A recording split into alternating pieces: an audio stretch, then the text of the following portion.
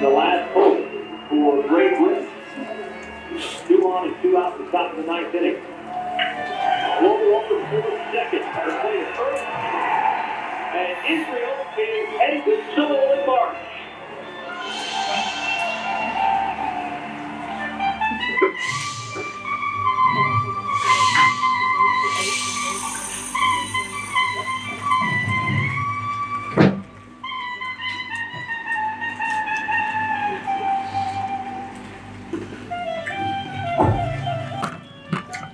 Swing down.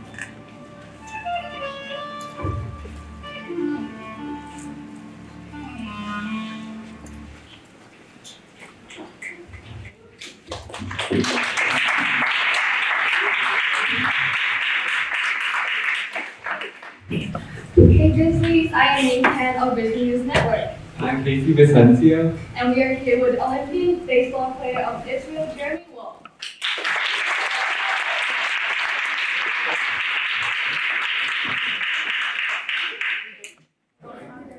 It's nice to be here. Thank you. We're glad to have you. So we have a few questions for you today. So, how did you first start playing baseball? I was 4 years old, and I was just put into t-ball, and it was the only sport I played my whole life. I think I played 1 year of basketball, and I think I played 1 year of football. But I played baseball pretty much my whole life, and was lucky enough to play in college and play professionally, and now this. And so it was the only thing I was good at.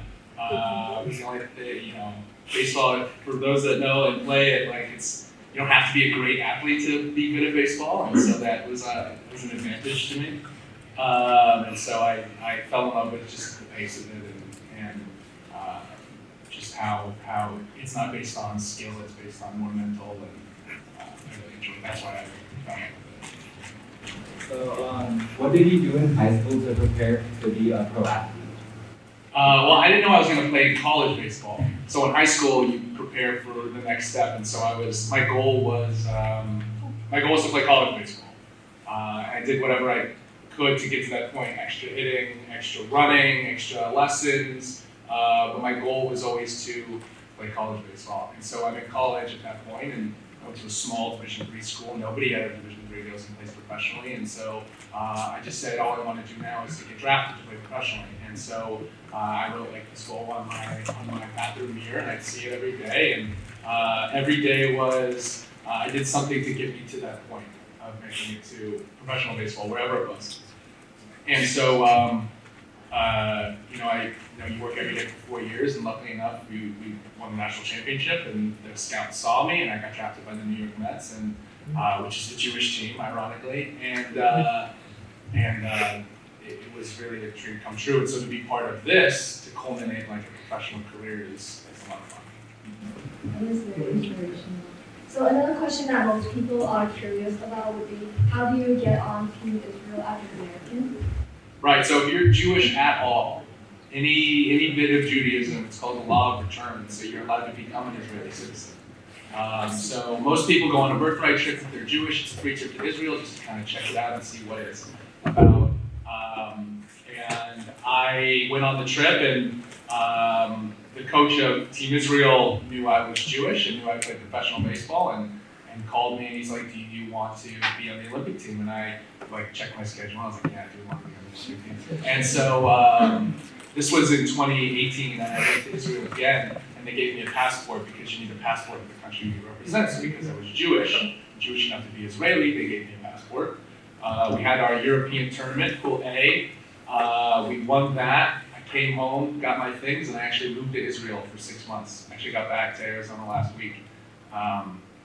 So because I'm Israeli, or because I'm on the team, I'm allowed to do really good things. And so moving to Israel was one of those things. Every one of the players that you saw has an Israeli passport because they're part of the team. So that's why some of us are American and some of us were born Israeli. The team is all Jewish. So next question, how do you feel being an American playing for Israel in the Olympics? Well, I feel like for me it's a way to represent Jewish baseball players, to represent Israel, to represent kind of a kid like me growing up in like a Jewish neighborhood, but like not a lot of the Jewish players are get to the major leagues. There's only about 12 in the major leagues right now. And if you've ever seen the movie Airplane, it's a little before your time, but there's a joke in the movie where the woman wants to see, she wants some light reading, and so the flight attendant hands her a pamphlet, and it says Jewish athletes. And so there's not a lot of us, and so to be able to represent the Jewish athletes is why I love it. That we can eat during the game, and that's not a joke. Like football, you can't talk with your friends really, you can't relax, you can't whatever. Baseball like is so, I don't want to say slow, but it's so drawn out. There's so much downtime that like I enjoyed the camaraderie that you get with just killing time with your friends. I enjoyed that. I could hit a ball with a stick really hard. I was good at that, and I enjoyed the fact that like I could kind of relax and be on my own, but also find a point in time where I could be like that aggressively competitive, and it didn't have to be the entire thing because my attention was not driven. So in your own opinion, can you beat the Giants? No, that's like us trying to beat the Giants. Yeah, they're the top professionals in the world. It's like if you got our high school team here to play the Golden State Warriors. It would not be fun. But in baseball like this, like the World Baseball Classic, things in baseball happen. We weren't supposed to get that far. We weren't supposed to make the Olympics, so things do happen. But guys on the Giants are throwing like 104 miles per hour. So another question I have for you would be, so Michael Phelps consumed 12,000 calories a day. And as an athlete, what sort of diet and exercise routine do you maintain to keep in shape for Olympics? The stereotypical baseball player body, like the dad bod? Yeah. It's a real thing. But like to get ready for competition, like we eat well, we exercise, we run. We don't eat 12,000 calories a day because we're not that active, we're not swimming. But we take care of ourselves like the way we need to, stretching and core work, and we swing and we do a lot of rotational stuff, and so stay healthy in that way. But like the stereotypical baseball pitcher body, that's a real thing. Some of our Olympic athletes are not Olympic bodies. So one last question. Do you have any advice for any kids or teenagers who want to be pro athletes? Yeah, do something every day that gets you to that point. Write it on your mirror, write it on your notebook. Like I wasn't supposed to play college baseball. I wasn't supposed to play professional baseball. I certainly wasn't supposed to play in the Olympics. And I did because I did something every day that got me closer to that point. So my advice to any athlete in here is do what you can today to set you up for tomorrow, and do what you can tomorrow to set you up for the next day. Because it's certainly possible. If I could do it, and kids on our team can do it, and it's certainly anybody who has the drive and the motivation to do that has the opportunity. So now we're going to open up to the audience, and any of you can ask any question. You want me to outpoint? Yes. What position do you play? I play outfield. So I hit and I stand in the outfield and hope a ball comes my way. If not, it's really boring. Next question. Yes. Yes. What makes you keep What? That's a really good question. I'm not good at anything else. To be completely honest, I never wanted to do anything else. I'm doing everything that I wanted to do. Does it pay me well? No. Baseball players don't make a lot of money. In minor league baseball, I made $3,000 a year for 7 months of work. So we're not doing it for money. We're doing it because we love it. It's a game we've played since we were 4 years old. I keep doing it because I knew that 12-year-old me would wish that I was going to do it as long as I could. That's the real answer. Yes.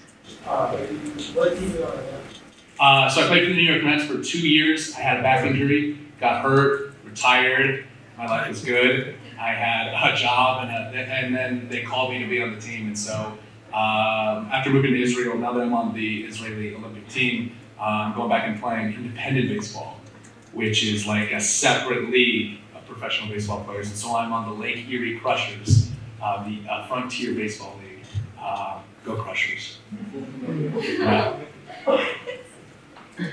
Anybody else? Yeah, in the back. In the back, I have a two-part question. The kids are like, oh, leave this to these guys' question. How does it feel playing for a country, like playing for a country and representing that country to the world as Olympic? And then the Israeli Olympic team has a history. In the 1972 Olympics, there was a terrorist attack on the Israeli Olympic team. So I don't know if when you're an Olympic athlete with the Israeli flag on, if there's any type of training that they teach you guys to be on an Olympic team going abroad. I grew up. My mother's Italian.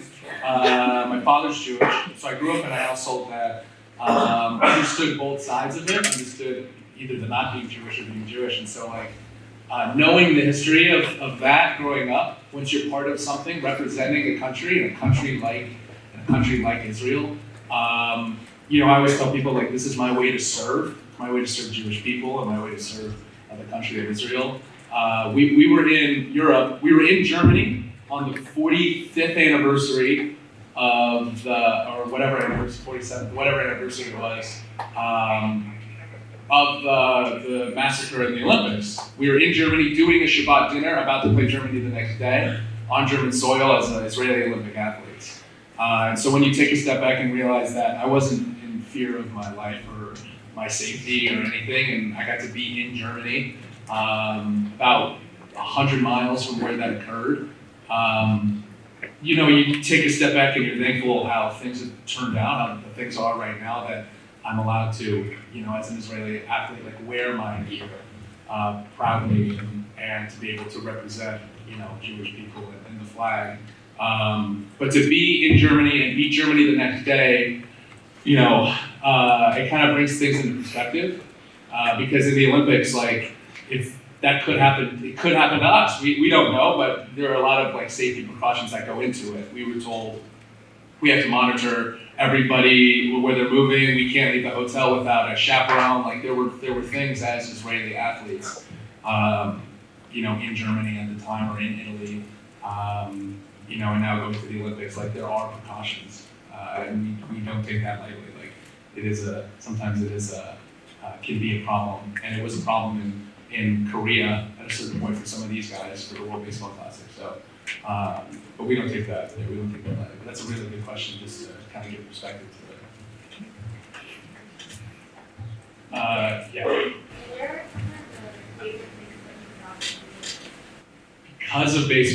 Because of baseball, I've been to Lithuania, which is great.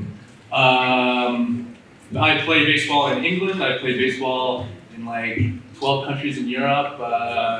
You know, Germany. We played a game in like Croatia. We've been everywhere. We went to. My favorite was Bulgaria. I don't know. I just loved it there.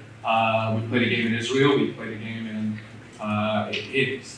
You know, baseball's given me everything. It's given me my friends and all of these experiences, the opportunity to live in Israel, and so like I'm very like the experiences you get from playing a game in Bulgaria, where the announcer's speaking Bulgarian and he's teaching the fans how to play baseball.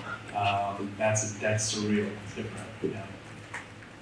Yes. In the league you're playing in right now, is your life sustainable at winning? No. It's not. I'm very thankful that my parents have supported me a lot. My signing bonus, you know, it wasn't that large. You know, I couldn't live off of it. I think I bought a camera and like Chipotle. You know, but so for most professional baseball players, it's not. It's not like the NBA. It's not like most professional baseball players play at least 5 or 6 years until they have a percentage chance of making it to the big leagues, and only less than 10% of all minor league baseball players make it. So of the 6,000 players right now, less than 10% of those will make it to the major leagues. So it's not a high. It's not high. So can I live off of it? No, I can barely like afford my car with the way I'm making. But I'm giving it another, you know, till the Olympics, and then we'll see what happens. We'll see what happens after that. Yes. So when the baseball is heading towards you throughout a game, how do you feel? Do you or do you want it to be that bad? But it depends on who you talk to. My eyes are closed most of the time. Okay, so for example, the pitcher's pitching at you, right? He's right-handed. He's gonna throw between 94 and 100 miles per hour, okay, from 60 feet away. But that's what the mound is. But remember, he releases out front, so it's like 54 feet, okay? Then he throws a fastball, which goes like 100 or whatever, and then he can throw a curveball, which curves, and then he can throw a changeup, which doesn't go as fast, and you can't tell until it's halfway to you. What I'm saying is it's really hard. And so, like, if you're a baseball player and you hit 260, 250, that's average, right? It's 25% of the time. But if you hit 300, that's really, really good. That's how hard it is, right? So if I get one less hit a week, I'm hitting 250, and I get one more hit a week, I'm hitting 300. If I have 40 at-bats in a week, the difference can be one hit. And so that's why, like Mike Trout is the best baseball player ever. And Babe Ruth and Teddy Williams, because they hit 320, which is unbelievable. Yes. You're talking about how hard it is to be baseball. Like, for example, the easy athlete is going to fall out those things. How does that be? Look, if I took steroids or if I would have made some more money, if I know what's going to happen, if I know what's coming, it's going to be so much easier to hit, right? And so what they did was clearly cheating because they used the outfield camera to relay signs that were bang on a garbage can to tell you what was coming next. And so the fact that they didn't turn the World Series championship, that's a whole other assembly that we'll do. But it makes me upset that the players went along with it. Right, they could have stepped up. In a locker room, they could have stepped up and said, we're not going to do this. Even if the management said. And so the guys like Alex Bregman and Jose Altuve and George Springer and Carlos Correa, like, they cheated. And it'll be with them for the rest of their lives. Should they have been punished? Absolutely. But they knew what was coming and nobody else did. Yeah. Do you think that they hit by pitches is the right punishment? If they were suspended by the commissioner, they won't be hit. They wouldn't have been hit by pitches. But now pitchers have to bring it. Like, the teams have to bring it into their own hands and do the unwritten rules of baseball thing, which is if you don't like something, you hit somebody with the ball, and that hurts a lot because I've been in those shoes. Like, my teammate did something, slid into a base wrong, kind of broke a guy's leg, and like I was the next one up, and so they hit me. That's gonna happen this year, and it's part of baseball. But if the commissioner did what he was supposed to do, that wouldn't have happened. What's up? Yeah. You have to say, what's the next direction after baseball? So I started a nonprofit to actually help professional baseball players move on to the next step. Career transitioning for athletes is really difficult because not all of us make a significant amount of money to move on to something. So what I try to do is try to give back and help players, in my shoes and whatever, kind of use their platform as a place to move on to something else, use the skills that they learned in professional sports, whether it's actually bringing them to a place and teaching them public speaking. We do a lot of work with schools where we take Latin kids who barely speak English and we bring them into a classroom and have them kind of teach a class, give them public speaking skills.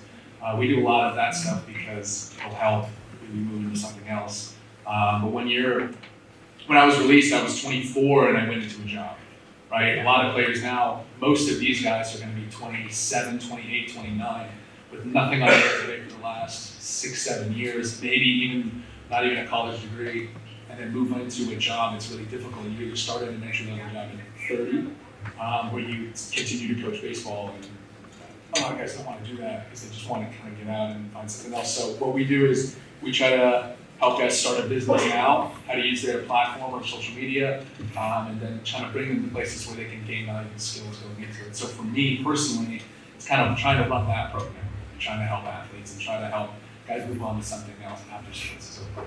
And I hope that happens because it's incredibly rewarding for me to get back in that way. Any questions about hummus? Yes. What is like your everyday life, like your routine? So wake up, eat breakfast, do the work I need to do to get my body ready because I've had so many injuries. It's try to figure out how to feel good that day. So it's go to yoga, it's do meditation, it's all of the, it's all the above. Try to do whatever I can to kind of make my body feel good. It usually doesn't. Then it's hit, throw, work out, and then I'll be done by 10 o'clock, and I can actually like do my work. And so that's just my life now. In professional baseball, you go to the field at 1 o'clock or 2. You do your work, you pre-work, you get on the field, you take batting practice. The game starts at 7. You finish the game. They bring you your McDonald's or Golden Corral, right? It's not nutritious or healthy, and we can't afford to go to like someplace good. And so we're back at the hotel at about midnight.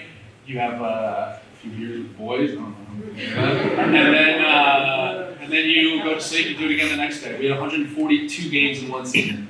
If you make the playoffs, you got like 160. We're making $45 a game, so it's not like we can go to like steak dinner every night. So it's really tough in professional baseball to like keep your mind healthy when your body's not, or to try to stay strong. It's like a lot of, it's really, really hard. Baseball's a game of failure, and so to kind of learn that, while you're playing, if you go 0 for 20, you don't want to go for 21. Like, you can't think that way. I know what I'm going to do, and that's what gets us in trouble, it's going to be in trouble. So just trying to teach guys how to think. Try to think the right way to make your body feel better, and hopefully make you play better. Yeah. Anyway, other than Tel Aviv, it's really cool. It's in Miami with a lot of homeless. Yeah, what's up? What is that? Yeah, back. Alright, when you make an error, how do you deal with it, like in game? When I make an error, it's kind of the same as like striking out. When I make an error, I kind of, instead of thinking like, oh, it was my glove, or oh, I messed up. I have a job to do, right? And it's getting rid of that. It's understanding that failure just occurred, kind of taking the breath or a couple of breaths and coming back to center and not thinking on the past. Because if I completely wash it out, then I didn't learn from it. But it's understanding what I did wrong. Take a deep breath, kind of acknowledge it, and move on to the next play. Because there will be another play. It might be an hour from now, but. It's like striking out. If I strike out, I have another bat. If I strike out with the bases loaded with on and everything, like how can I forget that and learn from it and move on for the next day? So meditation helps a lot. Understanding like where you are helps a lot. Understanding that you have another job to do helps a lot. So not dwelling on it. Like in basketball, you can miss a shot and move on to the next one real quick. Or in football, you can just take your anger out and tackle someone really hard. But in baseball, you have to like kind of learn how to handle it. And then move on to the next thing. Yeah. What do you think the hardest position is? Catcher? Yes, for sure. Catcher, because you gotta wear the gear, and you gotta block, and you gotta throw guys out, and you gotta catch pitchers, and pitchers are the worst. They're just so annoying, and they don't stop talking, and they're not good athletes. And so catcher's gotta deal with that all the time. Outfield's the best position because you just do nothing. Yeah, what's up? Easiest position, outfield.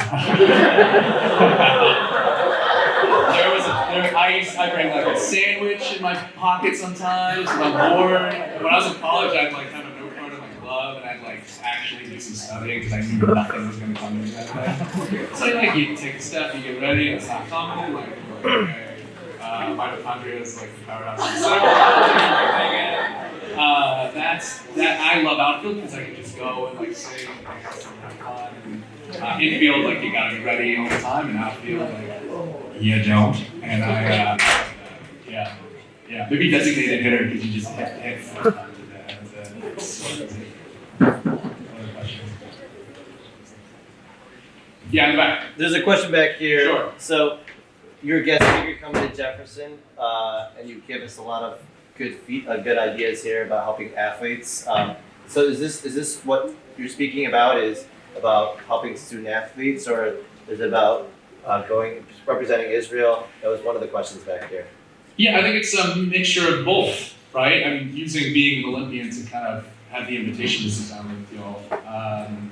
that's what I want to do over the next couple months is to kind of use the opportunity to go speak with athletes on like using sports to their benefit, right? Using it to get to college, using it to teach you lessons, and using it to, set you up for a career in your business or whatever it might be. As an Olympian, I'm very fortunate for the opportunity to call myself an Olympian, right? Like, I get to, because of that, I get to do many wonderful things, like come here and speak here, and then I go to speak at Berkeley on Friday, and then I do stuff in Arizona, and do stuff in LA, and so the fact that I get to meet kids, some, will listen and actually be engaged and acknowledge, and some don't, and it's 100% okay. Like, I completely understand. I hope that everybody leaves here with just like something, right? I hope that what I say, it's not, when that would happen to me in school, it's like, okay, like maybe it might take something or not, but, I hope that because of something like this, I can help a kid or help somebody who's struggling with something, because I did at a certain point, or using sports to kind of dig you out of a hole, which I've been at a lot of points. And so sports has bringing me a lot of happiness, a lot of joy. Everything in my life is because of baseball, but at a certain point, it gave me a lot of anxiety and depression. So I've used sports to get me in the hole, but I've used sports to get me out of the hole. And so I think it's incredibly valuable to kind of come back and teach, like, if you play a sport or even if you don't, like, you can use those into life. And so because of the Olympics, I'm doing that on a global stage. The whole representing Israel thing is like another kind of conversation. What it means to represent Israel in a country that is hotly contested, what it means to be Israeli and Jewish. But I'm just doing what I can to kind of represent my people, and what I wish, as a 12-year-old, what I wish somebody would tell me in a position like this. Yeah. You can tell me what to D3 instead of a D1. Yeah, because I was going to play every night. Yeah, so go to a D1 and sit, right? Or go to a D3 and play every game. What's going to be better? The best player I ever played with was Arizona State. Got 50 at-bats for 4 years, didn't play. I played Division III school. I played every game. I had, however many, 500 at-bats or whatever it was. We won the national championship. I played with my best friends. It was the best time of my entire life. And if I got drafted or not, it was still going to be the best time of my entire life. And that kid went to Arizona State. He could have gone to Stanford. He could have gone wherever he wanted. And he went to a D1 because of the bravado and the glory, and he never played. And so I went where they wanted me. It was the only school that wanted me. And so I earned a spot and I played. Anyone else can sum up? Yes, you. Question. Any advice if you are going to D3 and also... Are you going to a D3? Yeah. D3 lives matter.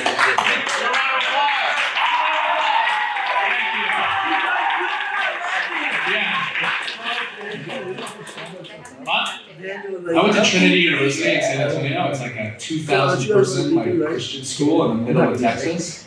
I almost majored in two-stepping. But I majored in underwater basket weaving and barbecue sauce. What's the question? Just get student loans. Because you don't get a scholarship, but enjoy being there, where it's not based on the percentage of scholarship you're receiving, and it's based on your actual skill and the effort that you give towards your coach and whatever. So mazel tov for you for trusting in yourself and going to a Division III and going to play college sports, which is freaking so cool. And anybody else who's going to college sports, yeah. Some other questions back here. Questions? Yes, please. Lindsay, good. So you mentioned a lot about how baseball had a really big role in life. What would you say is like the most important or the greatest lesson that baseball has taught you about yourself? How to handle failure. Like legit. Like if something bad happens, say I in business, right? Or I have a bad day, like if I strike out in baseball, there's a feeling you get of like disappointment and regret, and like you're in the moment for a very brief point in time, and then you have another hour or whatever to kind of refocus yourself and try to find a way to get back into the moment. So baseball and dealing with failure so consistently gives you the opportunity to move on from things in real life that so you don't dwell on it, right? So if something bad happens, I say the wrong thing, or I do the wrong thing, or something happens to me, or I forgot something, or I made a mistake. Well, because of how many times I got out, because of how many times I struck out, because of how many times I failed in baseball, I'm able to get out of that, understand what I did, and move on to the next thing very quickly because of what baseball taught me. And the same goes for basketball and football. If you make a mistake, you have to focus on the next thing. And that's how you take something that you learned in your sport and put it into real life. And I think sometimes we lose track of that, whether, sports or whatever you do, or in school or life, how you just can fail and move on. And I think we kind of can use sports as like a way to understand that. So I struck out a lot. Don't Google me, but you can see my stats, and it happened a lot. And I use those lessons now to kind of move on from that. And I've played in front of 10,000 people. And in the Olympics we'll play in front of 10 million people. And so being in front of people on that stage has actually given me the courage to do something like this, which 5 years ago, if you said sit in front of a group of kids who will make fun of you and judge you and put you on Snapchat and whatever, how's that gonna feel? And for me now, it's like, I'm okay with it. Like, I'm okay being like myself in front of people because I was myself in front of people when I was playing baseball. And so it kind of sets you up on a kind of a good, happy life if you understand those concepts while you're doing it and transferring to when you're done. It's a very good question. Yes? Any sharper, like, the activity on me, because, like, last year, we had, like, a powerhouse. Yeah. And now we're, like, average, and we have, like, Can I come out to practice today? Yes.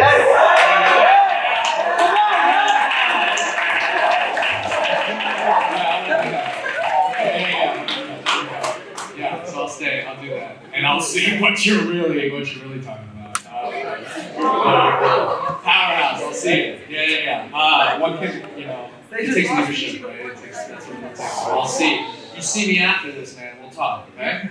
Yeah. What else? Questions in the back? Yeah, are you married? Are you married or have a family? Married? No. I have a family. I live with my mother still.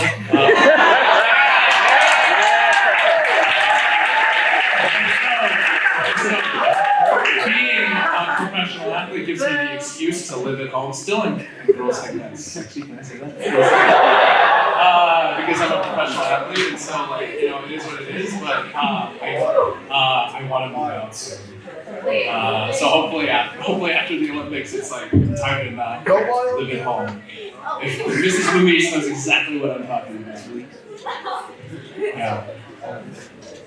Other questions? I can't see the back, so. I have a question. Can you give a description to the student athletes? What does it really take to get to college? Because not showing up to practice or failure to communicate with your coach in high school, like what do they really need to do now in order to make it even in a D3 setting? Yeah, it's knowing that's your goal, right? If it's not your goal, like maybe don't play, maybe do it because you like hanging out with your friends. But I think the goal of I need to play college sports will give you that thing to get to that point. It's understanding that at any point there might be a scout, there might be a college coach there watching you, and even when no one's watching you, like what are you doing like right now that's setting you apart from someone else? Like I go hit extra, I go call my coach and have him soft toss me. I knew that the scout that wanted to sign me was there at the game, and so not being nervous but being excited for the opportunity to show what I have. Playing, kind of doing it for me, doing it to prove myself right and not other people's wrong, kind of thing. So it's understanding that like even if you're a sophomore, you can do something to set you apart from the other sophomores and do something that sets you apart from the other juniors and the other seniors. And so kind of doing what you can to take a step up in a leadership role, or do you need to take 500 swings? No, but you need to take valuable swings when you do it, or valuable shots. Like be smart with your time, but put in the effort that you would want, right, to get to that point. Yeah. You said Google your stats. It says you got 5 home runs, 33 RBIs out of 183 bats, running a 4.48. Yeah. Can I get a round of applause for that?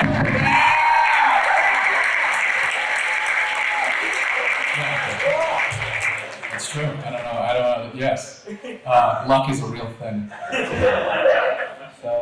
we're almost done. So thank you for having us. We look Thank forward you. to your performance Thank in you. the Olympics. And this has been an exclusive segment of Grizzly News Network. Exclusive. Thanks for watching. When's bro? Thank you.